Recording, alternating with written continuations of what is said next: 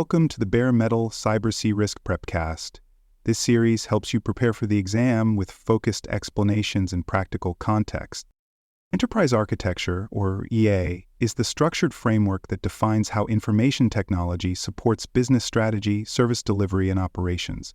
In other words, EA connects systems to goals. It includes people, processes, data, infrastructure, and the applications that tie them together. In other words, EA spans the organization. CRISC professionals use EA to assess how risk moves through systems and where decisions create exposure. In other words, EA helps you track risk across business functions. Enterprise architecture provides the long-term blueprint that links IT design to control, compliance, and resilience. In other words, it connects technology choices to outcomes. On the CRISC exam, EA is not just infrastructure. It is about how systems are organized, how they scale, how they interconnect, and how they align with risk and governance. In other words, it's about structure, not just servers. Enterprise architecture is made up of 4 primary domains. In other words, it has components that divide complexity into layers. Business architecture maps out organizational processes, workflows, and responsibilities. In other words, it describes how the business works. Application architecture shows how software systems interact, including dependencies and integration patterns. In other words, it tracks how programs talk to each other. Data architecture focuses on how information is stored, accessed, protected, and shared. In other words, it defines the life of data. Technology architecture defines the hardware, networks, and platforms that provide the foundation for business services. In other words, it is the technical backbone. Each domain must be assessed through a risk lens, looking at exposure, control placement, resilience, and recovery paths. In other words, you examine how design decisions create or reduce risk. Together, these domains give a complete view of how systems affect risk and how design influences control. In other words, architecture equals structure plus awareness. For more cyber-related content and books, please check out cyberauthor.me. Also, there are other podcasts on cybersecurity and more at baremetalcyber.com. Architecture principles guide how technology and processes are designed to support resilience and governance. In other words, they provide rules for smart design. Standardization reduces complexity and enables consistent control implementation. In other words, uniformity makes controls easier to apply. Reusability promotes the use of proven, tested solutions instead of one-off fixes. In other words, repeat what works. Interoperability ensures that systems and components can communicate securely and reliably. In other words, systems must cooperate. Modularity isolates risk and simplifies recovery when failure happens. In other words, failure in one place doesn't break everything. Alignment ensures that technology decisions reflect business goals and risk appetite. In other words, strategy and architecture must agree. Architecture must be governed. In other words, people must oversee how systems are designed. Architecture decisions must follow policy, reflect standards, and be influenced by strategic risk oversight. In other words, guidelines shape choices. Governance ensures that decisions are consistent, that technology investments are aligned, and that accountability is enforced.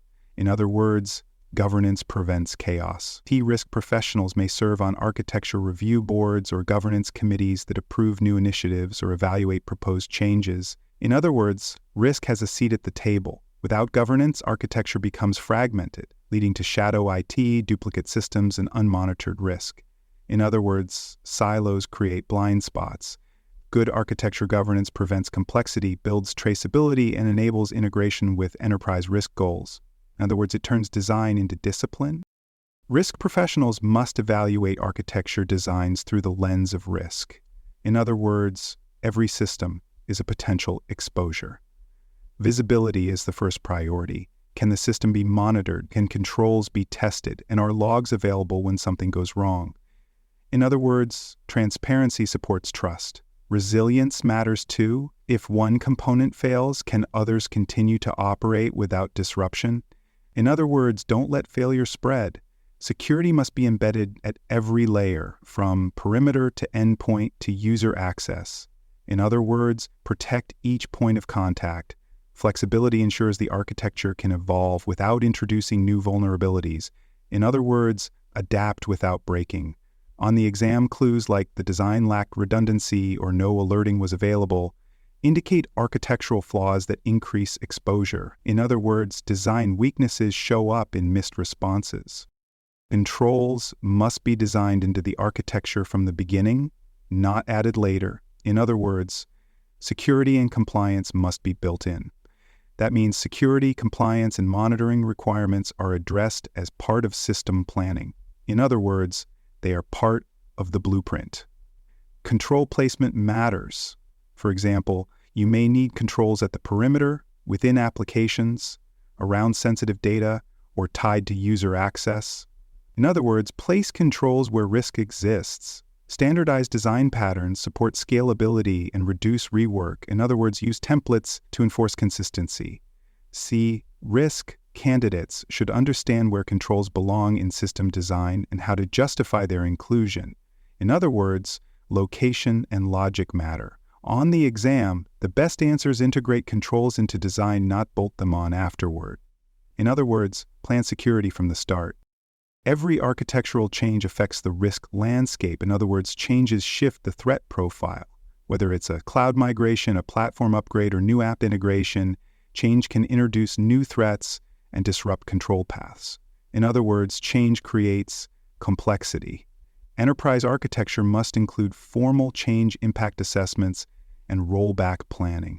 In other words, plan before you act. Lack of alignment leads to cascading failures, control blind spots, and conflicting configurations. In other words, design gaps create risk explosions. On the exam, expect questions that ask what should happen before, during, or after a significant change. In other words, know how to manage the transition.